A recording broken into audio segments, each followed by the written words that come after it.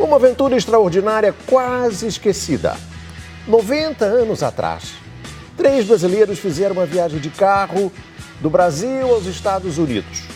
Um roteiro para lançar a ideia de uma rodovia ligando as 3 Américas, numa época em que o automóvel era novidade.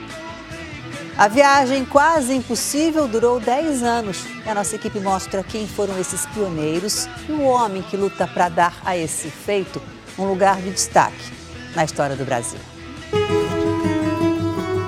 Uma expedição impressionante pelo coração das Américas.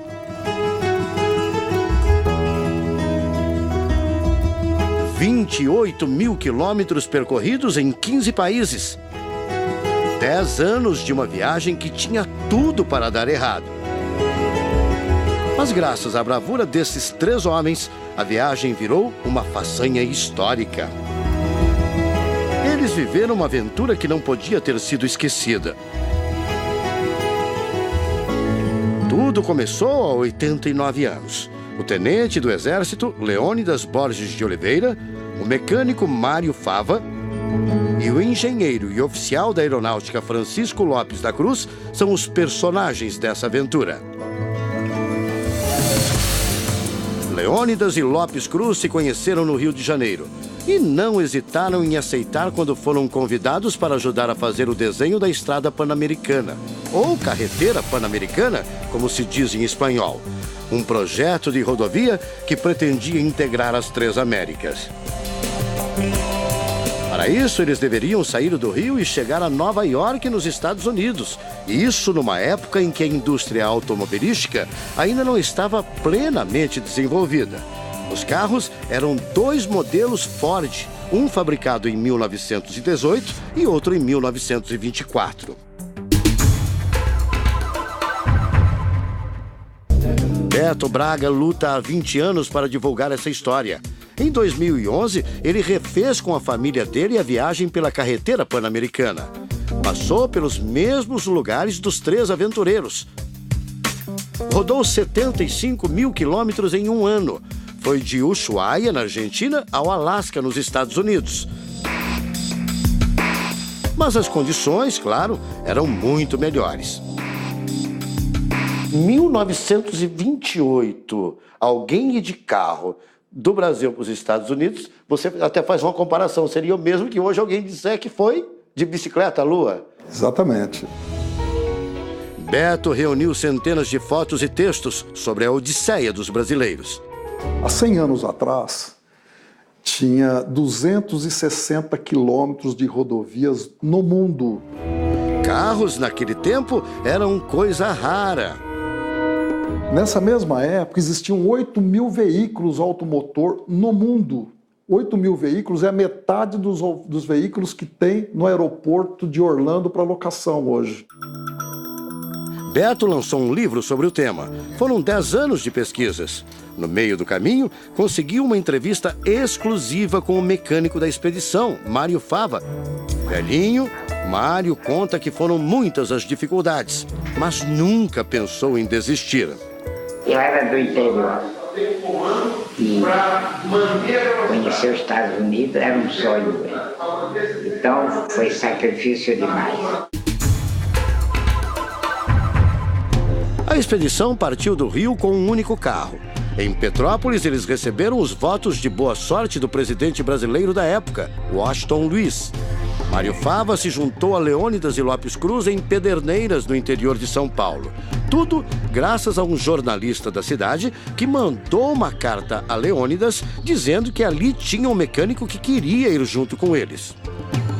Aqui naquela época, Razuki, aqui nessa praça era o que era aqui? Aqui era a Câmara Municipal.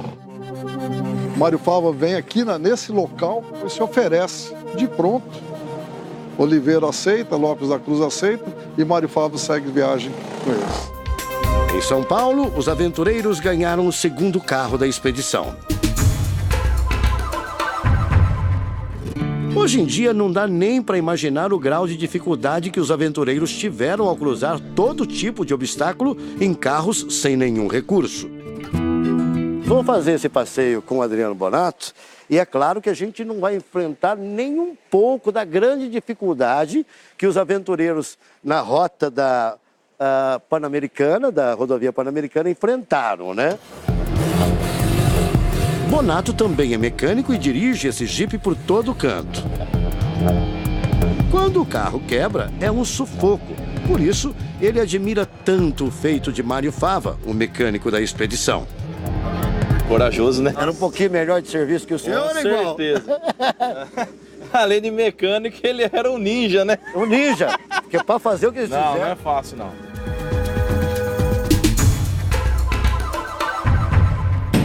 A viagem passou pela maior parte dos países da América do Sul. Naquela época, onde eles chegavam, era a primeira vez que viam um automóvel, na maioria dos lugares. Bolívia, Cordilheira dos Andes, não se imaginava que existia automóvel. Você calcular a grandiosidade do feito deles, não tinha posto de gasolina, não tinha loja de autopeças, não tinha borracharia, não tinha óleo lubrificante e não tinha o principal, não tinha estrada. Os aventureiros abriam trilhas na mata, enfrentavam rios e riachos. Mário Fava dizia que o perigo eram os mosquitos. Inúmeras vezes tiveram malária, paludismo. Nas cidades onde paravam, o comandante Leônidas juntava gente para ajudar a abrir os caminhos. Todo mundo queria a estrada, né? Todo mundo, era o auge, era o começo do automobilismo. O automóvel era muito uma coisa recente, todo mundo sabia que tinha futuro e fazia questão de ter estrada. Os 3 heróis passam pela Argentina, onde ficam por 3 meses.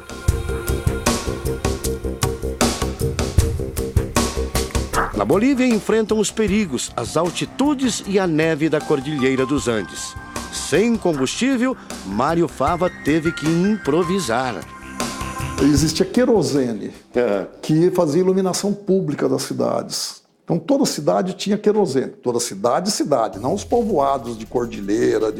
E o combustível, eles faziam uma mescla de chicha, que é uma bebida feita com milho fermentado, uma bebida alcoólica que índio produzia. Então ele mesclava isso, a querosene, e fazia o combustível de funcionar os motores. E o Mário Fava, que era o mecânico, ele usava banha de lhama e de porco para lubrificar. Para lubrificar. Os 3 levam 4 meses para cruzar os Andes. Mário Fava sofre um acidente grave e quase morre.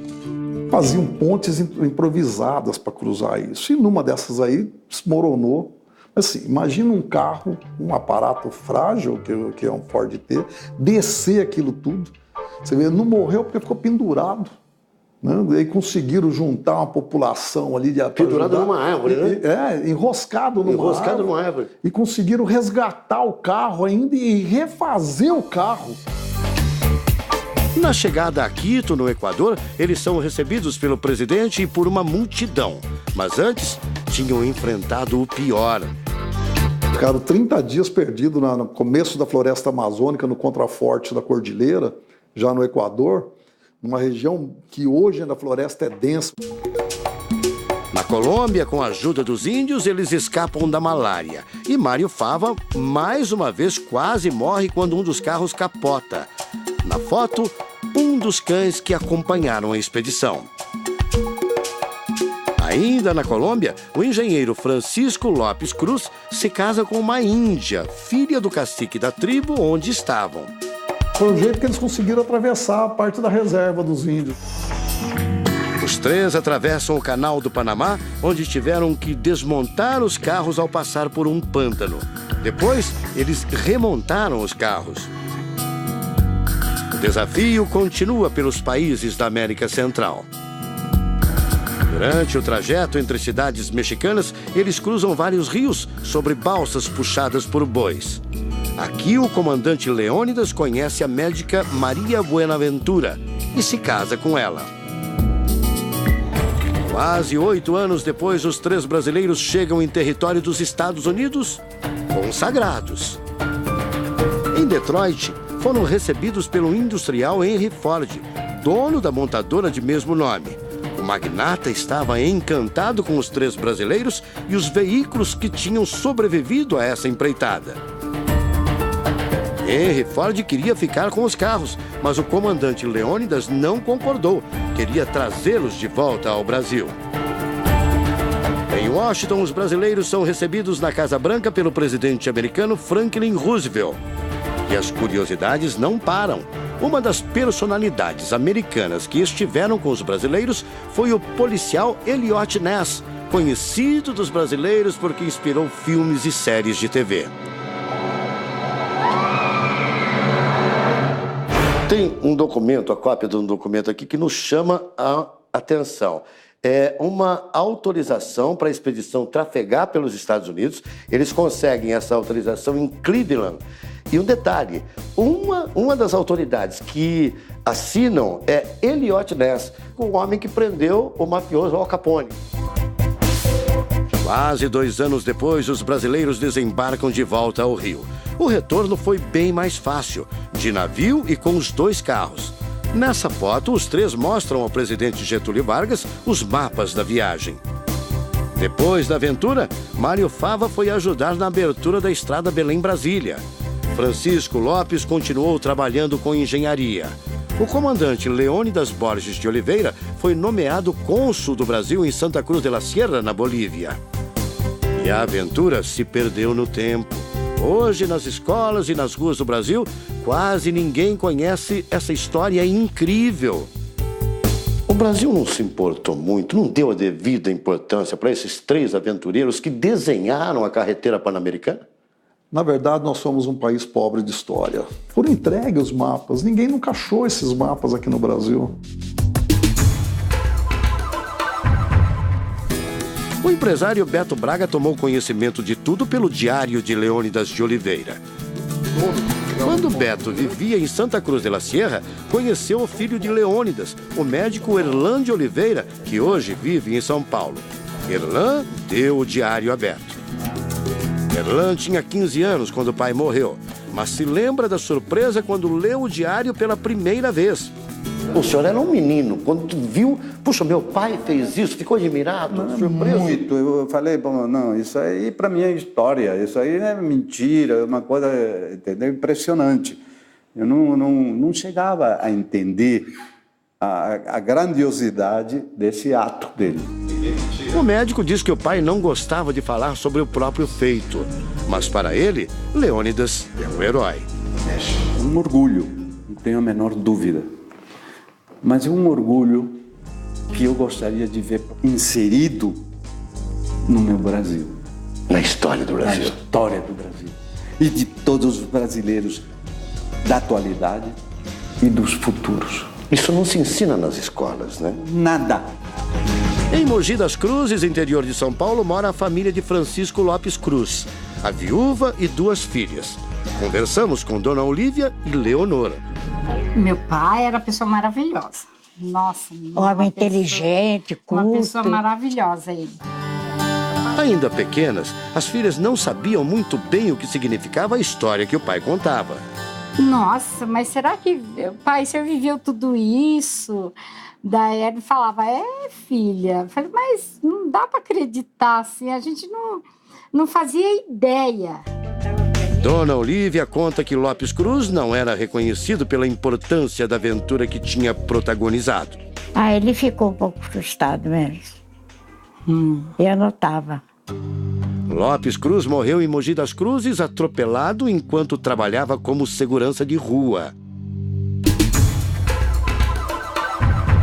Convidamos Dona Olívia para conhecer de perto um dos carros usados na expedição. Ai, que bonitinho. Esse é o carro, um dos carros da grande aventura pela carretera pan-americana. Aproveita para ver direitinho. Olha que joinha, né? Primeira vez que estou vendo. E o que a senhora está achando? Estou achando maravilhoso. O Ford T está em exposição no Museu da SP Trans em São Paulo. Outro Ford usado na expedição se deteriorou com o tempo. Dona Olívia, o seu marido contava como é que era a viagem dentro desse carro? O que ele contou para a senhora? Ele contava pouca coisa, né? Do passeio. Porque eu era muito nova, né? A gente, né? Sabe como é que eu não entendia muito essas coisas. O que você achou do carro? Eu acho emocionante demais. Eu me sinto perto do meu avô. Dona Olívia casou-se com Lopes Cruz anos depois da volta dele. Mas eu brinco com ela sobre o casamento anterior do marido, com a Índia colombiana. Tem certas coisas íntimas que eu não posso. Não pode contar? Que coisa íntima que ele contou que a senhora não pode contar. Não posso. Eu nem tenho coragem de falar. Logo chega Erlão, filho de Leônidas. Ele também nunca tinha visto o carro de perto. Que loucura! É impressionante. Como um aparato frágil desse consegue fazer isso. Dimensão, né? De uma porta hoje para essa porta de um carro novo. Beto Braga também acompanhou nossa visita com o filho Caio. O rapaz conta que o modelo do carro era o mais moderno da época. A viagem foi possível por causa da simplicidade do modelo T, que com meia dúzia de chaves você conserta qualquer coisa. Quase 90 anos depois da Odisseia dos brasileiros, várias iniciativas tentam resgatar essa memória. Em Bariri, cidade natal de Mário Fava, um prédio está sendo totalmente restaurado para ser um museu em homenagem ao mecânico. O lugar vai ganhar até uma estátua em tamanho natural de Mário Fava. Do museu, iremos até o Centro Cultural que leva o nome do intrépido mecânico. Vamos nesse Ford de 1931 do seu Tito. Podemos entrar nesse carro? Se ele quebrar no caminho, o alemão garante? Aí, garantido. Vamos dar essa volta? Olha, de primeira na partida. É para entrar no clima, né? E imaginar o quanto foi difícil a aventura da carreteira pan-americana. E não é que o carro logo já dá defeito? Opa, tá cortando a gasolina. Vai. Epa, parou ali, parou. Parou. Agora tem que entrar o mecânico em ação. Era assim que funcionava. Quebrava, parava, o Mário Fava tinha que entrar em ação e botar pra andar. Além de motorista, ele era o mecânico. Alemão, socorro, alemão! Será que vai, alemão? Agora vai. Logo chegamos ao Centro Cultural. Beto Braga mostra alguns objetos de Mário Fava, como os óculos de motorista e a máquina fotográfica, a mesma usada na expedição.